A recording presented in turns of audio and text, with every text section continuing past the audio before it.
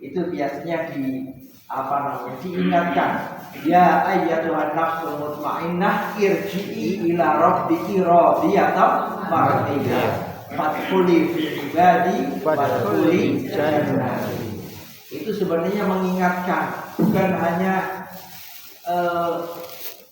untuk yang sudah meninggal, tapi yang masih hidup ini diingatkan, ya, wahai roh, wahai jiwa, jadilah jiwa yang tenang, yang nanti ketika kembali kepada Allah itu dalam keadaan ridho atas ketetapan Allah Subhanahu wa Ta'ala. Dititahke jadi manusia ya ridho nampa.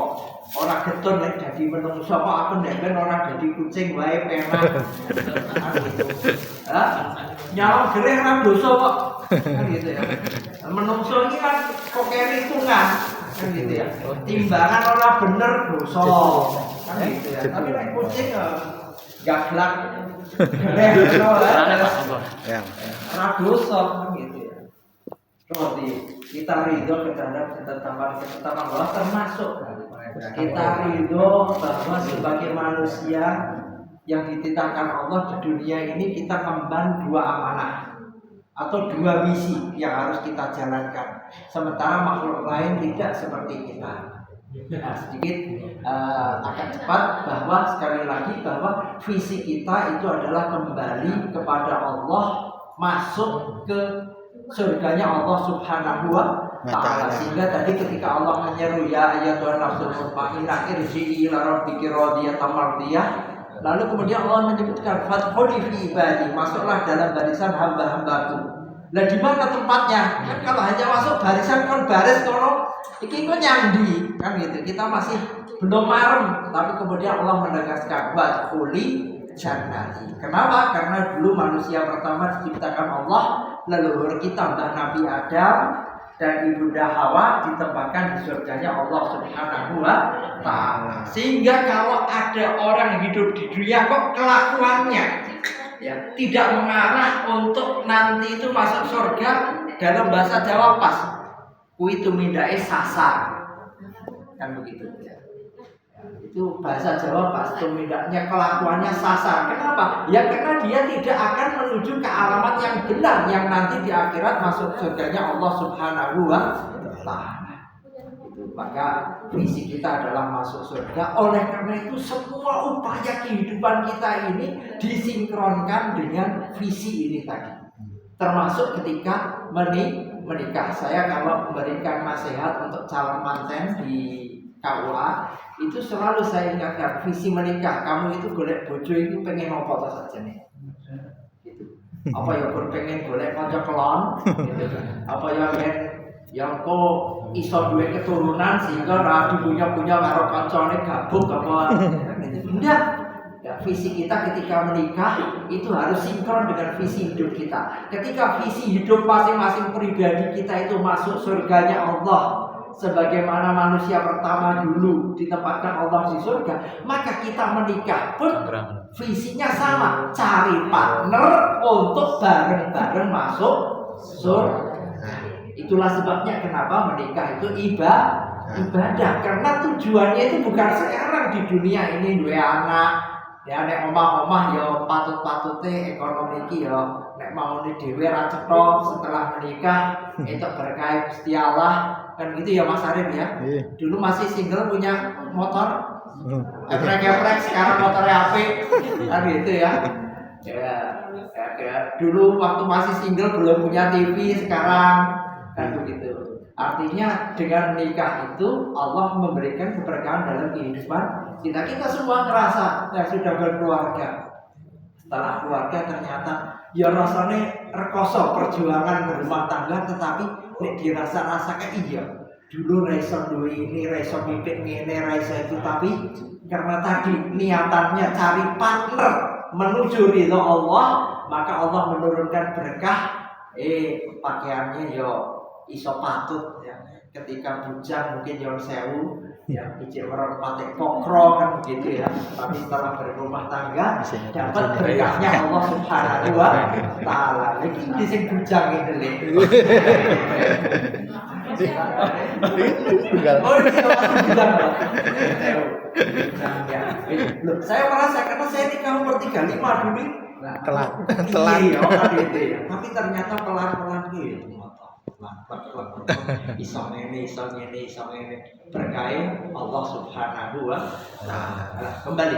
Jadi termasuk kita menikah itu cari partner untuk sama-sama ke surga. Karena apa? Karena kemudian kita di dunia ini punya dua tugas. Pertama, jadikan penapal kabeh saja nih. Pertama, tugas kita adalah menambah ibadah kepada Allah. Dalilnya apa? Surah Az-Zariyat, wa ma khalaqtul jinna wal insa illa liya'budun. Jin dan manusia tidak diciptakan Allah kecuali untuk ibadah kepada Allah. Ibadah kepada Allah itu berarti melakukan amal-amal ketundukan, ketaatan yang mendatangkan ridho Allah Subhanahu wa Ta'ala.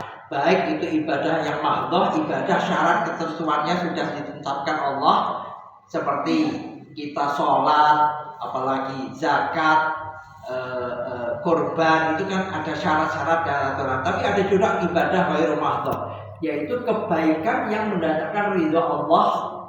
Seperti apa? Ya seperti hadis Nabi, tabassumuka fi wajhi akhika shadaqah. Kamu tersenyum di depan saudaramu lain atau orang lain, maka itu senyummu itu punya nilai pahala sedekah di sisi Allah Subhanahu wa Ta'ala. Itu ibadah yang namanya ghairu mahdhah. Kita kerja bakti RT, besok mau 17-an iuran tuku bulbul ya, tempatnya Mas Arif misalnya begitu ya.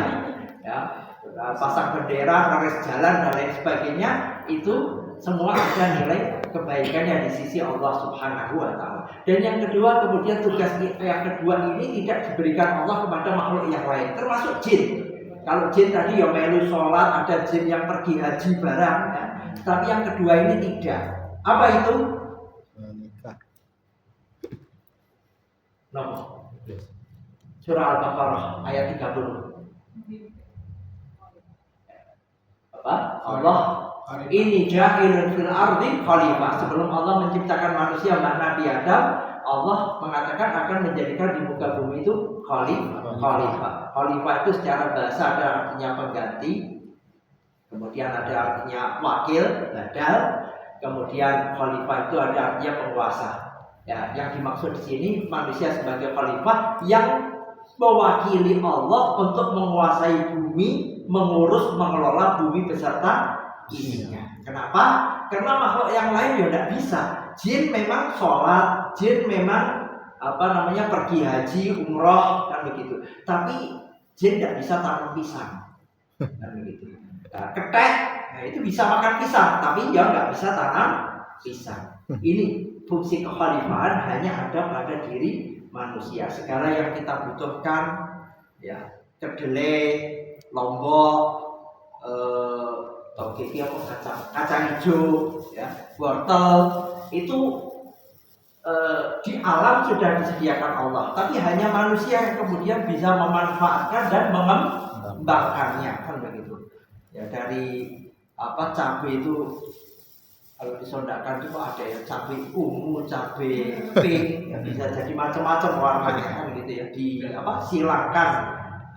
Kawin silakan tak itu kan hanya manusia yang mampu melakukan seperti itu. Fungsi khalifah, sehingga kemudian bumi yang bekal dasarnya sudah disediakan Allah diolah oleh manusia. Boleh diambil, dimanfaatkan, tapi jangan dirusak. Mari kita melestarikan bumi beserta isinya ini agar apa? Agar nanti anak turun kita ini masih bisa memanfaatkan Prediksi internasional menyebutkan hati-hati tahun 2030. Kenapa? Dengan kemajuan AI, ya, sekarang pendidikan, perbankan dan lain sebagainya sudah bisa di-tackle sebagiannya pekerjaan-pekerjaan itu. Tapi bab tandur-tandur tidak bisa. Kan gitu ya. Bab tandur-tandur ini tetap manusia. Ya, mungkin teori-teorinya bisa kita cari di Google, di AI. Tapi praktek ngolah tanahnya itu ya masih harus manual, kan begitu. Sehingga artinya kita hidup itu karena butuh makan, maka kemudian tetap ya penyediaan pangan itu tetap menjadi apa namanya lapangan kerja yang terbuka bagi manusia. Itu sehingga monggo kita sebagai asatidz guru-guru TPA ini tidak perlu mamang tentang masa yang akan datang dengan berbagai macam teknologi ya. Itu kalau kita mau dengan kembali ya, alam Indonesia ini sebenarnya luar biasa. Sinar mataharinya sepanjang tahun banyak, kemudian curah airnya, udaranya tidak terlalu ekstrim kan segitu. Sehingga sebenarnya kita ini kalau kita garap dengan baik, kita bisa menjadi lumbung pangan dunia. Tapi lucunya kan begitu garam saja kita impor. Penduduk kita ini kan